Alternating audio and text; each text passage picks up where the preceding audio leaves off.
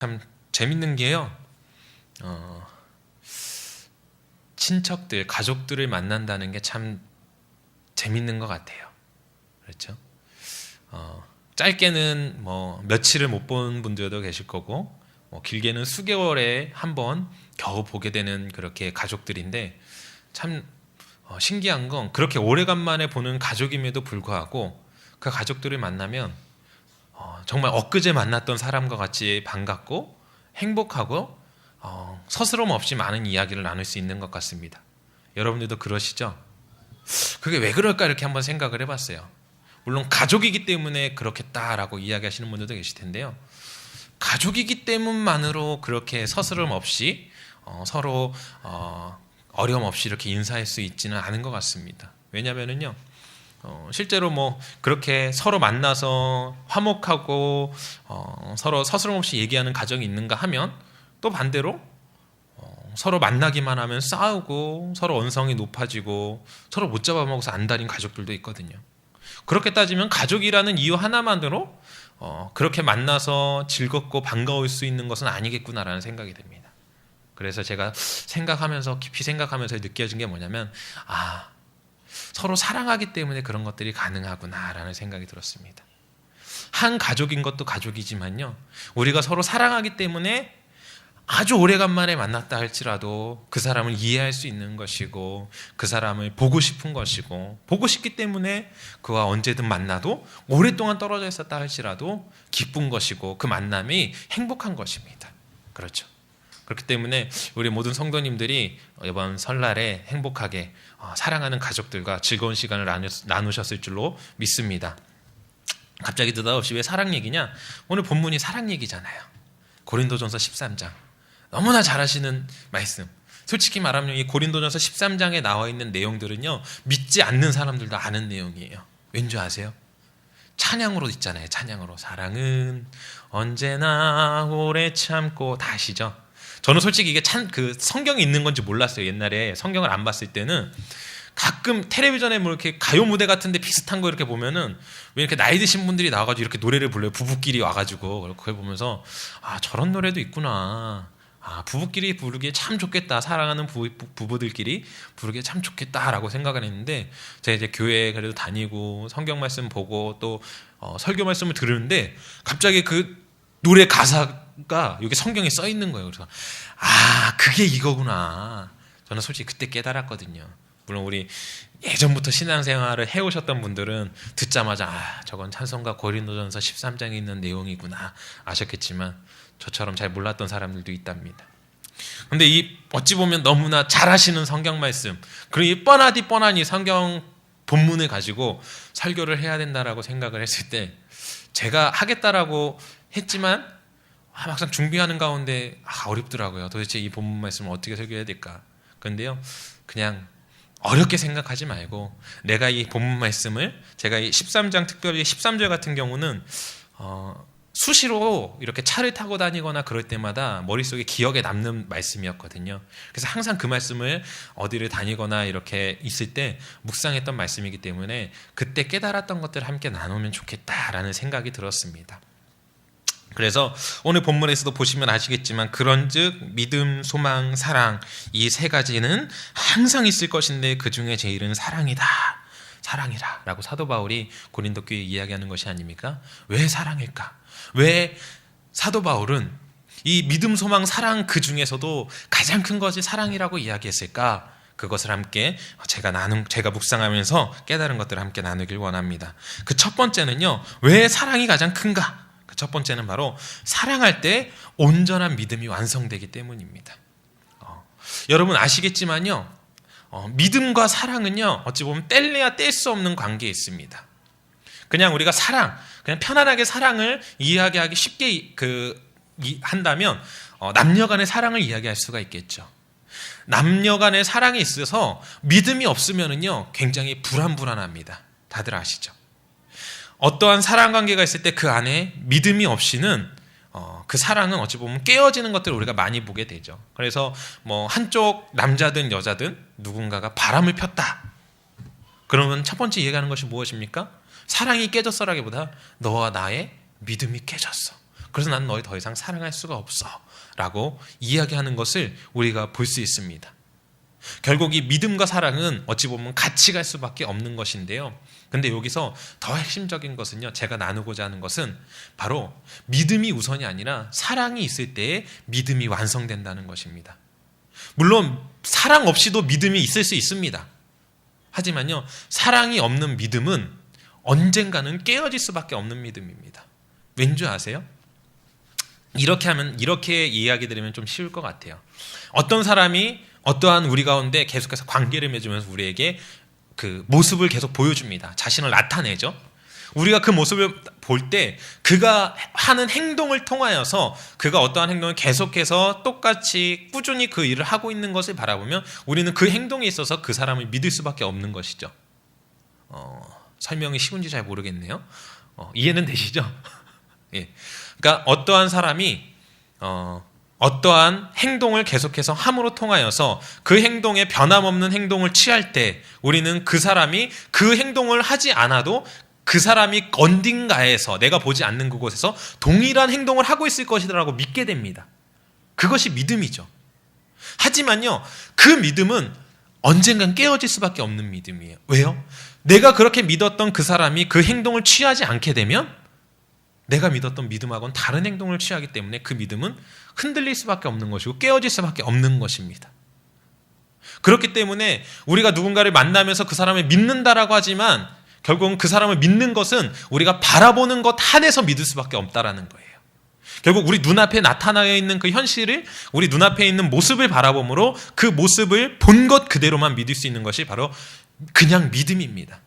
하지만 사랑의 믿음은 무엇이냐면요, 우리가 보지 못해도 믿는 것이 바로 사랑이 가지고 있는 믿음이거든요. 여러분 생각해 보세요. 아까 전에 남녀 관계를 이야기했습니다. 서로 사랑하게 되면은요, 눈에 콩깍지가 씌었다고 하잖아요. 눈에 콩깍지가 씌우면 어떻게 되죠?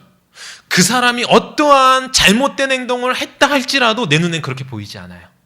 그리고 누군가가 그 사람의 잘못된 점을 지적하면서 나에게 이야기한다 할지라도 내가 그 사람을 사랑하게 되면 그 진실을 이야기하고 있는 그 사람의 말을 듣지 않습니다. 왜요? 사랑은요, 그가 행동하지 않은 것, 어찌 보면 그에게 나타나지 않은 모습까지도 우리를 믿게 만드는 힘이 있다라는 거예요. 그렇기 때문에 우리가 사랑할 때 온전한 믿음이 완성되는 것입니다. 결국은 사랑이 없는 믿음은요, 눈에 보여지는 것을 믿는 것이고요, 사랑의 믿음은 보지 못하는 것을 믿게 된다는 것이죠.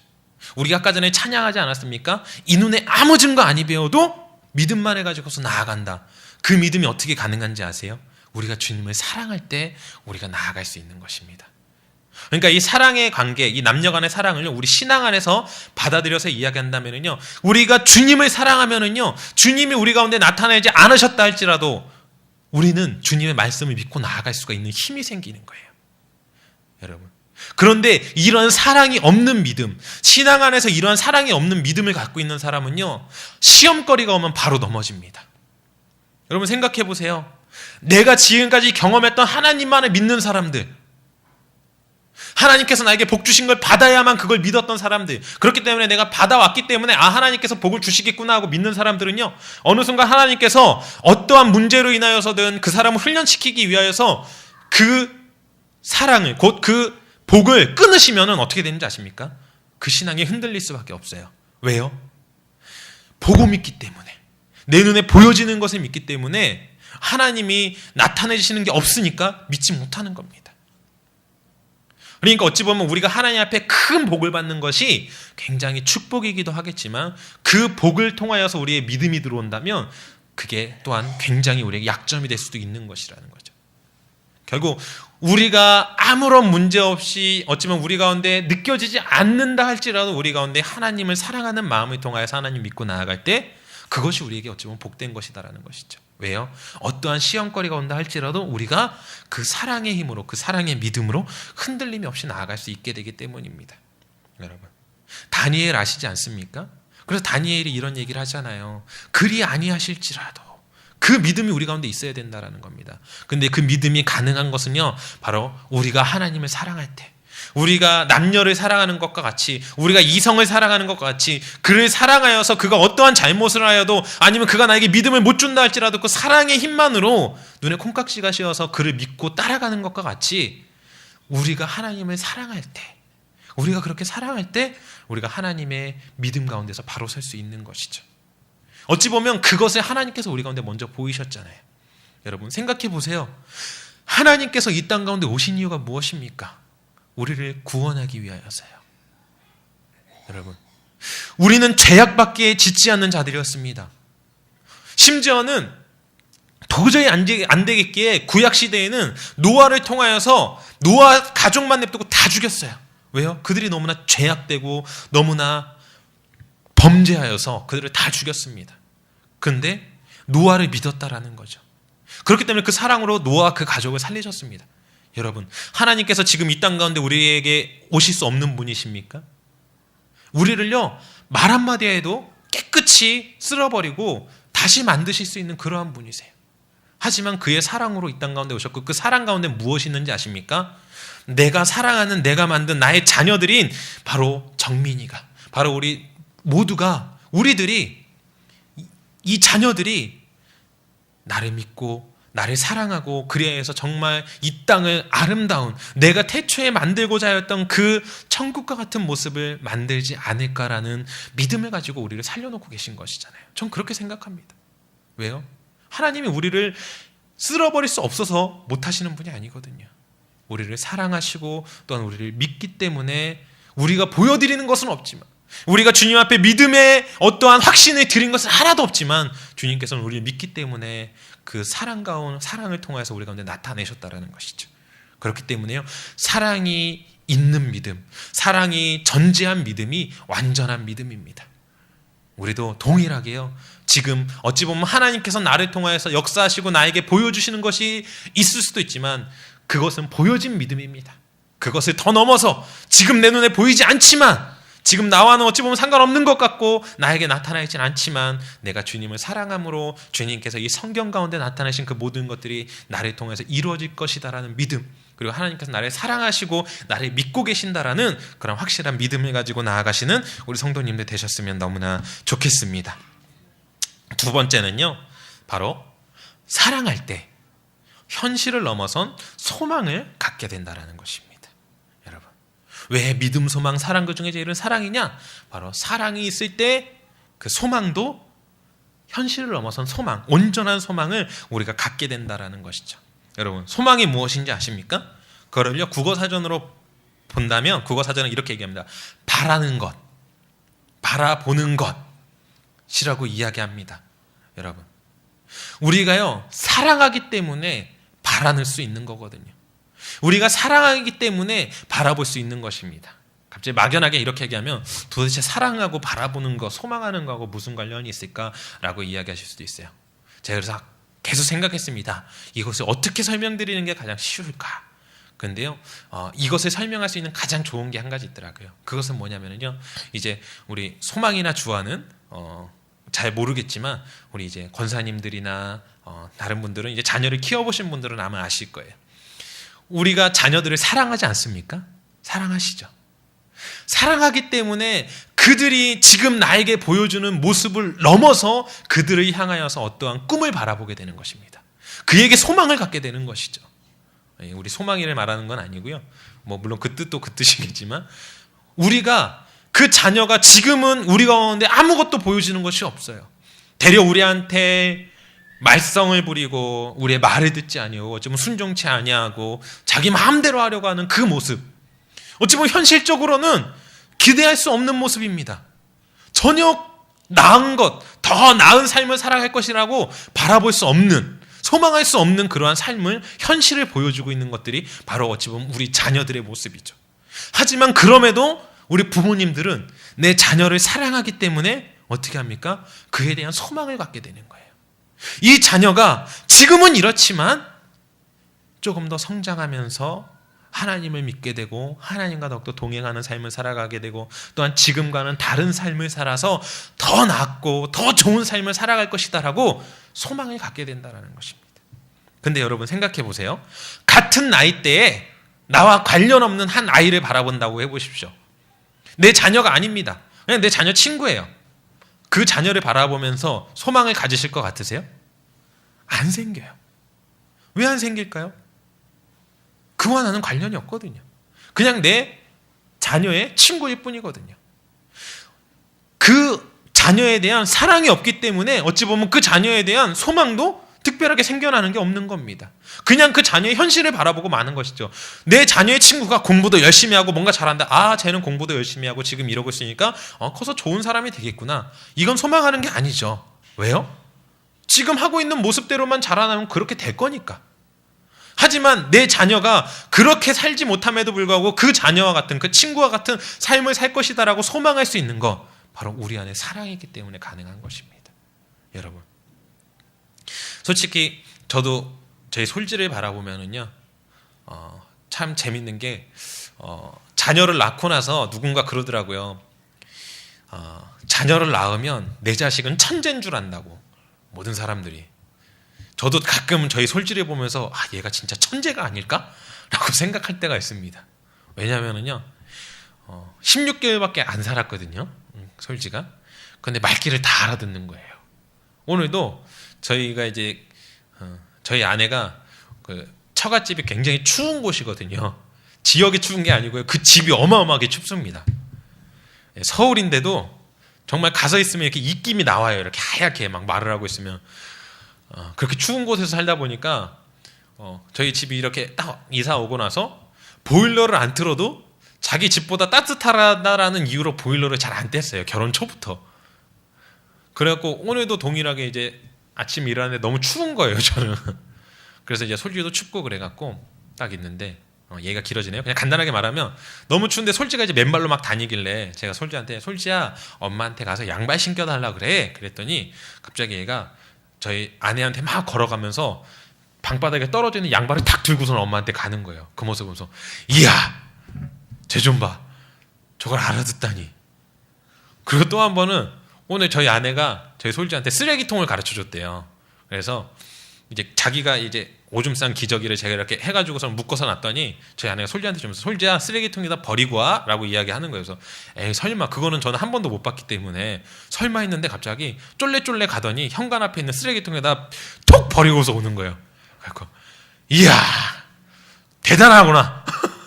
정말 쟤는 큰 인물이 되겠구나 라고 이렇게 생각을 하게 되더라고요. 바로 이렇게 어찌 보면 그를 통하여서, 그런 자녀들을 통하여서 우리가 부모들이 가지고 있는 그 바라는 것, 그 바라보는 것, 그 소망하는 것, 어찌 보면은 그가 보여지는 모습보다 우리가 더 크게 생각하는 걸 수도 있습니다. 우리가 더 크게 생각하고 더 크게 바라볼 수 있는 이유가 무엇이라고요? 사랑하기 때문이에요. 우리가 사랑하기 때문에 그 자녀들을 바라보면서 우리가 더 큰 꿈과 더 큰 희망을, 더 큰 기대를 갖게 된다라는 것이죠. 그렇기 때문에 어찌 보면 우리 목사님이 우리 소망이나 주아를 바라보면서, 그 다음에 하준이를 바라보면서 큰 기대를 갖게 되는 것, 그것도 저는 사랑이기 때문에 그렇다고 생각을 해요.